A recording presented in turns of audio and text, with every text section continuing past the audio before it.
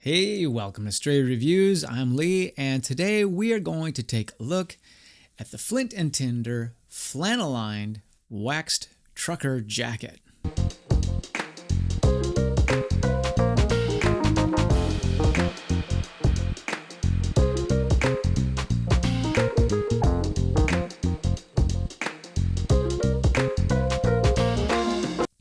Now, Flint and Tinder is a Huckberry in-house brand, which means that this jacket can only be found at the Huckberry website unless you are okay with buying something used, in which case they can occasionally be found on eBay.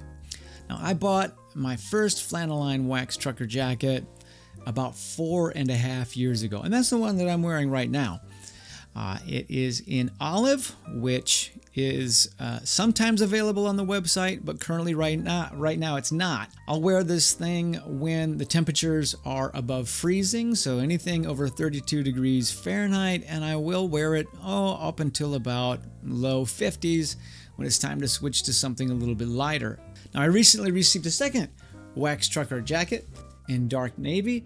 The color is deep and it's classy looking, and it really is, at this color, one of the most versatile jackets that I own. It's also one of the few jackets that I own two of. Now, the Flint and Tinder Waxed Trucker jacket is made in the USA, which in my opinion makes it a little BA, right? It's made out of 7-ounce cotton canvas, and it's been waxed to make it water resistant, and the body and sleeves are lined with a polyester flannel that you see here. It's a nice striped flannel for comfort and warmth. The Flint and Tinder Flannel-Lined Waxed Trucker jacket has a classic design, and it's been inspired by the Levi's Type 1 trucker jacket.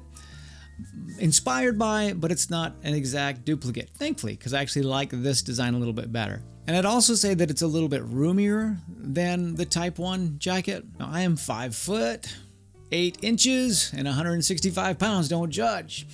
A medium fits me perfectly, and this is a little different from other Flint and Tinder jackets where I usually take a small, including their shirts. So I guess I'm kind of a small medium or a smedium. Now, the sleeves on this jacket are a little bit longer than my other jackets, but I actually like it because it allows me to raise my hands without them riding up too far. Not that I know why I would be walking around outside raising my hands. Now, the Flannel-Lined Waxed Trucker currently has 8 colors to choose from, and it is Huckberry's #1 selling product on their website, and it has been for a while. But does it deserve that title? Does it deserve #1 selling product? We're gonna take a look at that today and look at the good, the bad, and the bottom line. But before we do, hey, if you wouldn't mind doing me a favor and hit that subscribe button, maybe give this video a like. It helps the channel and it helps other people find videos like this who are looking for such a thing. The good. Let's start off with the good of the Flannel-Lined Waxed Trucker. Now, in my opinion, there is a lot to like here. First of all, this is a great looking jacket. I won't deny it. I like the way I look in this jacket. It has a minimal, slim look to it, but it's not too tight. In fact, it looks so good that my teenage son is always asking if he can borrow it. I also like that it can be worn for several months out of the year. In fact, full disclosure, this is probably my most worn jacket. But I live in the Midwest, and here in the Midwest, winters are brutal with a capital B. So I don't wear it when temps fall below 30. So a lot of times I go through a good part of January and February without ever putting it on. But I have, on occasion, paired it with maybe a slimmer hoodie. I can't really wear it with a thicker hoodie underneath. And the quality of construction on this jacket, honestly, is wonderful. My jacket arrived without a stitch in place, and the buttons are very tough. They're solid. I never feel like I'm going to lose a rivet or I'm going to lose a button.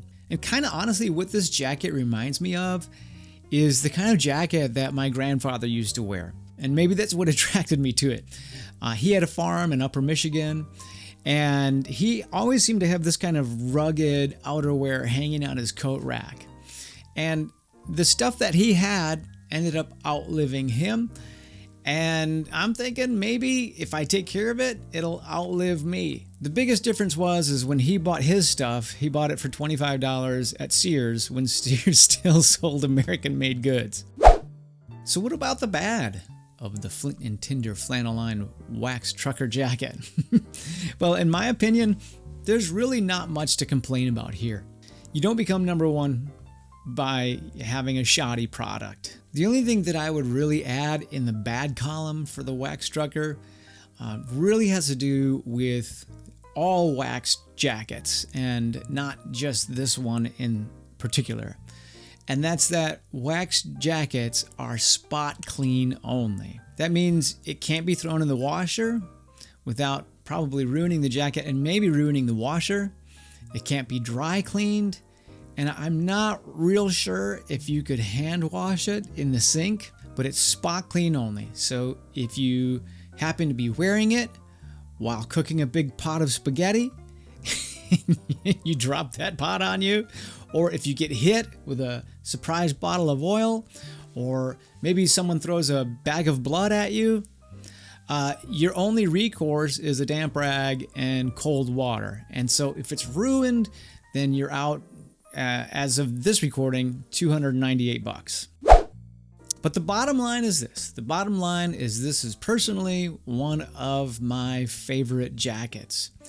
It looks good, it's comfortable, it's rugged, and my teenage son likes it, so it ticks all the boxes.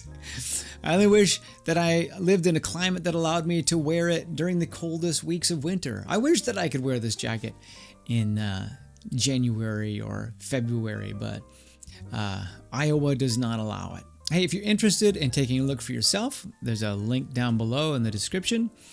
Using that link helps out the channel. It doesn't cost you anything.